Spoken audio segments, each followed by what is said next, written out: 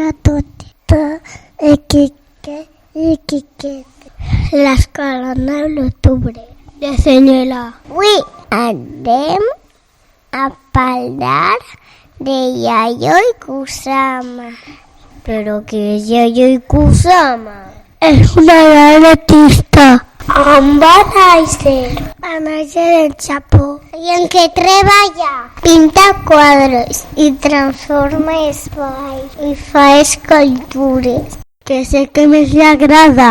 Pintar ponts i cercles de colors. On va ser famosa? Nova York. Per què se'n va anar allí? Perquè en Japó no li deixaven pintar com ella volia. Coneguem algunes de les seues obres? Sí. Ostres Without Infinity Miracles Happening. La seva frase és: jo sols soc un altre punt de l'univers.